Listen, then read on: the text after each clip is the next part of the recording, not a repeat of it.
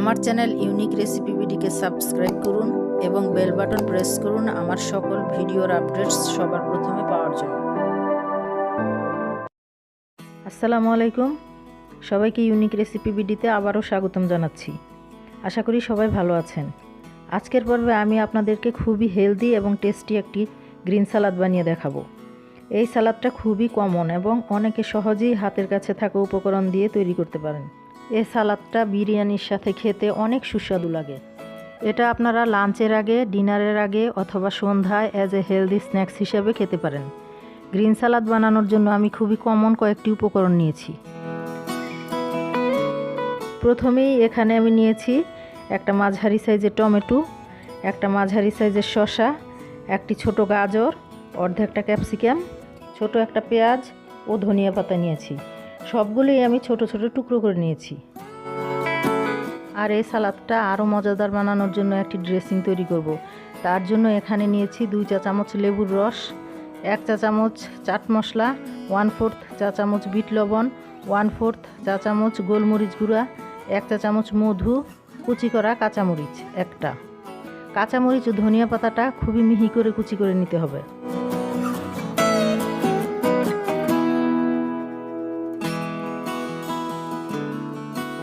এখন একটা মিক্সিং বোলে কেটে রাখা টমেটো, ক্ষীরা, গাজর, ক্যাপসিকাম ও পেঁয়াজ দিয়ে একসাথে ভালো করে মিশিয়ে নিব।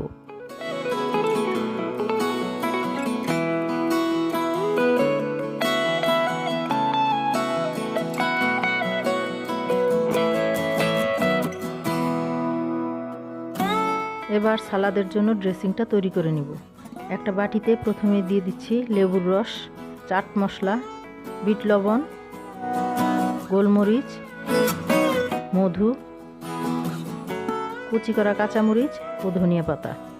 এবার সবগুলো একসাথে ভালো করে মিশিয়ে নিব।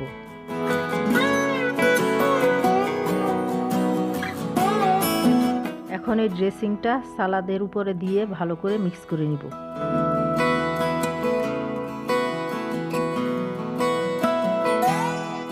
এবার উপর থেকে অল্প কিছু ধনিয়া পাতা কুচি ছড়িয়ে দিচ্ছি। তো বন্ধুরা, দেখে নিলেন তো এই গ্রিন সালাদ বানানো কতটা সহজ।